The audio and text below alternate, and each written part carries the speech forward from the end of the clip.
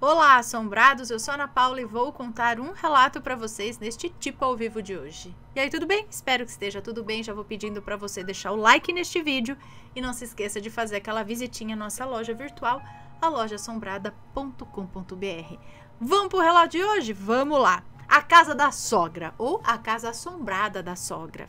Vamos ver. Olá, Ana, tudo bem? Meu nome é Fulana. Comecei escrevendo a minha história de forma clássica. Gostaria de registrar que admiro demais o seu talento e adoro o seu canal. Muito obrigada. Que Deus abençoe você e sua linda família sempre. Confesso que quando descobri seu canal, eu criei uma relação de codependência com ele. Não consigo parar de ouvir suas narrações. Você é fantástica. Muito obrigada. Os nomes das pessoas que fazem parte do relato foram trocados, então pode ler despreocupada. Muito obrigada. Vamos lá. Ana, eu sou do interior. Conheci meu ex-marido, fulano, que morava na capital, era uma família de orientais e eu descendente de alemães. Engravidei quando namorávamos ainda. Optei por continuar morando na minha cidade até o nascimento da nossa filha, e assim foi. Quando minha filha nasceu, em 2000, me mudei para a capital quando ela tinha 6 meses e fui morar na casa da minha sogra, que na ocasião estava trabalhando no Japão.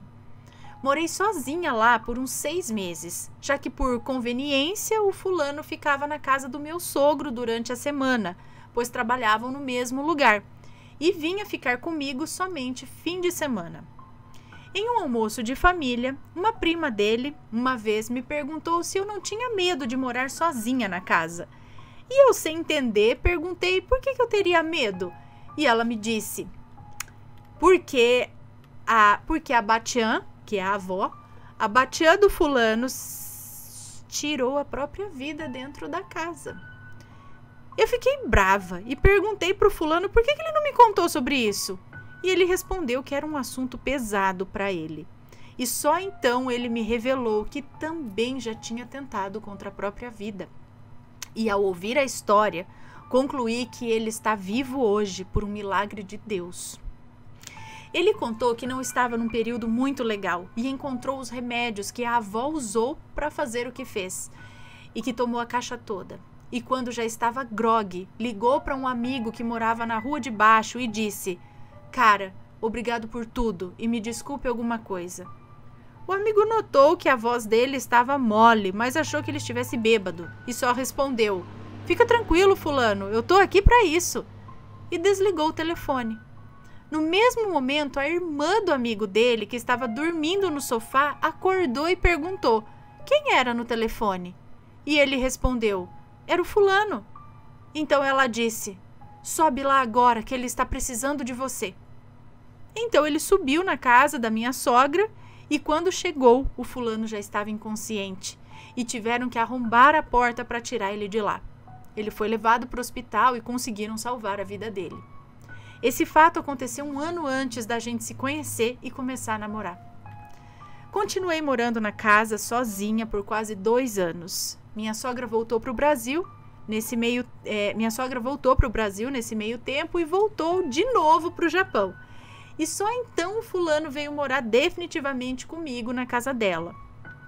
Ana, quando finalmente fomos morar juntos e a nossa vida ficou muito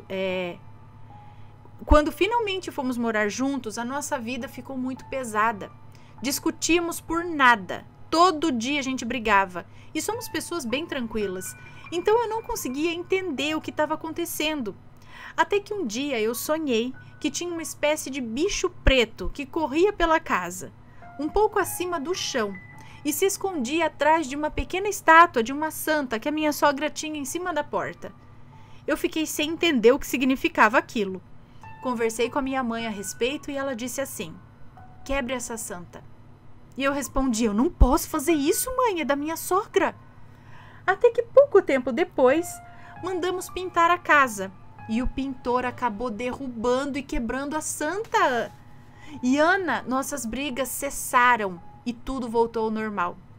Eu não sei dizer o que era aquilo. Às vezes penso que poderia até ser um trabalho da minha sogra, já que ela não aceitava muito bem o fato do filho dela ter casado com uma brasileira. Como se ele não fosse brasileiro também, né? Sei que ela gostava de fazer trabalhos para o meu sogro. Eles eram separados. E durante a estada dela no Brasil, às vezes ela virava para mim do nada e falava: não vejo a hora do meu filho largar de você e voltar para mim. Oi? Eu era nova, sabe? Não sabia nem como agir, não sabia nem como reagir a isso. Minha educação sempre foi que o respeito ao dono da casa tinha que ficar acima de qualquer coisa. Então eu nunca respondi. Afinal, eu morava ali de favor, né? Uma coisa que acontecia de forma muito recorrente ali era eu acordar de madrugada com a sensação que tinha alguém me olhando em pé ao lado da cama. Guardem essa informação. A casa da minha sogra foi construída num terreno decaído, nível da rua para baixo. Era um sobrado que tinha como se fosse o térreo. Uma parte ficava para baixo, que era uma espécie de porão, e a parte de cima, que era uma churrasqueira. Meu quarto ficava na parte de baixo da casa, e uma vez, ao levantar para tomar água, eu ouvi vozes dizendo: ela vem vindo, ela vem vindo. Achei até que a minha sogra tivesse recebido algum crush escondido. Eu tinha mania de andar pela casa no escuro. Continuei subindo as escadas, fui para a cozinha e, na volta, de curiosa, dei uma espiada no quarto da sogra, que estava com a porta aberta. Mas ela estava dormindo profundamente. Fiquei cismada, mas vida que segue. Em outra ocasião, que me levantei de madrugada, escutei passos pela casa. E ao acender a luz do corredor que ia para a cozinha, eu vi na parede 2 sombras passando por detrás de mim. A partir daí, nunca mais levantei de madrugada. Uma noite, estava dormindo na minha cama, quando uma garotinha, que devia ter uns 6 anos, entrou no meu quarto e me acordou. Eu sentei na cama e me via dormindo. Foi uma sensação bem estranha. Então ela começou a falar: sabe, tia, quando eu era criança, o meu corpo era cheio de ondinha. Ou seja, ela era gordinha. Um dia eu estava tomando banho, meu pai chegou por trás de mim com um fio e passou no meu pescoço e apertou. Ana, eu consegui ver o pescoço dela. Não, eu consegui ver o corpo dela no chão do banheiro. Eu tomei um susto e acordei. Comentei sobre isso com a minha cunhada e ela contou para minha sogra, que estava no Japão. Minha sogra ligou e disse para eu levar umas balas na Igreja das Almas, que fica na Liberdade. Como eu ia passar uns dias na casa de uma amiga no interior, acabei não conseguindo levar as balas. Fui para casa da minha amiga. Chegando lá, ela comentou sobre uma cartomante que ela tinha ido, que era muito boa. Essa cartomante era muito boa e tal. E eu adoro esses assuntos, né? E eu quis ir também. Contei essa história para a cartomante e sobre a orientação da minha sogra de levar as balas na igreja. Nessa hora, a vela que estava acesa se apagou e ela me disse: minha filha, não faça isso. Essa alma está perdida por conta do que aconteceu e ela está querendo se aproximar de você, pois ela quer uma mãe. Eu ouvi os conselhos da cartomante e não fui levar as balas. Tempos depois, chamamos uns amigos em casa para uma noite de pôquer.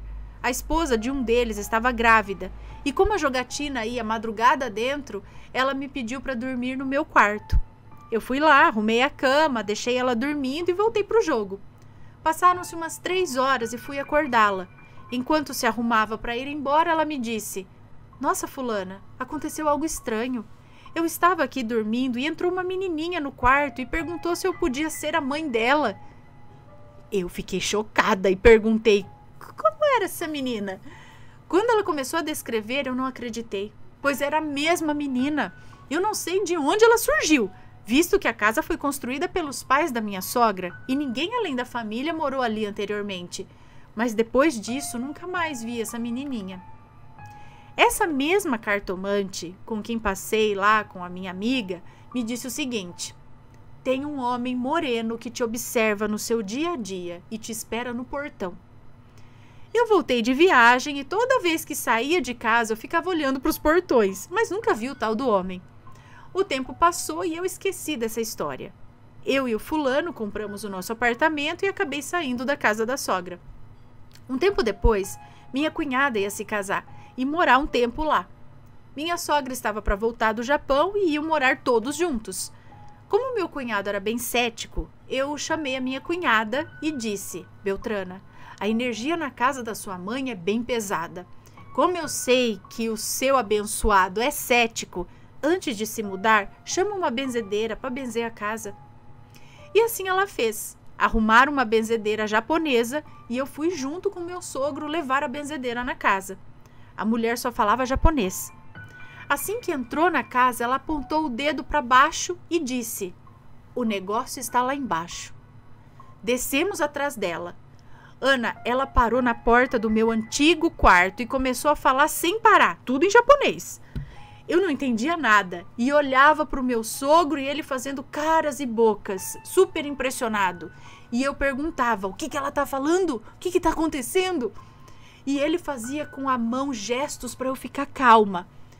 Eu sei que ela ficou ali um bom tempo falando e quando terminou ela conversou com meu sogro. Eles se despediram, ela se foi e então ele me disse. Ela falou que quando aqui ainda não era nem loteamento, era tudo matagal, um rapaz pardo resolveu cortar caminho pelo mato para chegar mais cedo em casa. E quando chegou bem aqui nesse lugar, um bando de assaltantes estavam dividindo o dinheiro de um assalto e resolveram matá-lo para que não houvesse testemunhas. E o rapaz ficou preso nesse lugar. Ela disse que conversou com ele, que chamou a família dele, que já estavam desencarnados, e ele finalmente pôde se libertar daquele lugar. Eu imediatamente me lembrei da cartomante que eu tinha passado anos antes e me lembrei também da sensação de sempre acordar de madrugada como se houvesse alguém me observando. E para mim fez todo sentido. Lembra que ela falou que tinha um homem sempre observando ela, um homem moreno e tal? Eu nunca conversei com a minha cunhada a respeito do período que ela morou na casa. Eu não sei se houve eventos estranhos. Eles são muito reservados, então eu não fico assuntando essas coisas. Hoje ninguém mais mora na casa. Minha sogra faleceu e eles colocaram a casa à venda. Já tem anos. Mas até agora não conseguiram vender.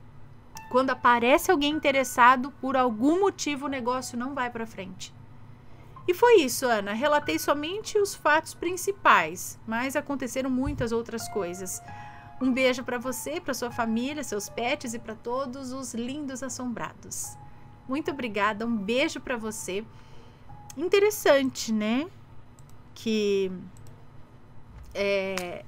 essas coisas aí na casa e tal, a santa, o negócio indo para trás da santa. E essa menininha que apareceu e falou que o pai... Será que foi em outro lugar e essa menina estava perdida por aí, se ligou em você? Às vezes nem se ligou a você dentro da casa, foi em algum local fora e ela veio junto e ficou por ali. Vai saber. Pessoal, já moraram numa casa assombrada? Conta pra gente, deixe seus comentários, sempre com respeito, por favor. E espero que tenham gostado. Um beijo pra vocês e a gente se vê no próximo relato. Fui! Tchau, tchau!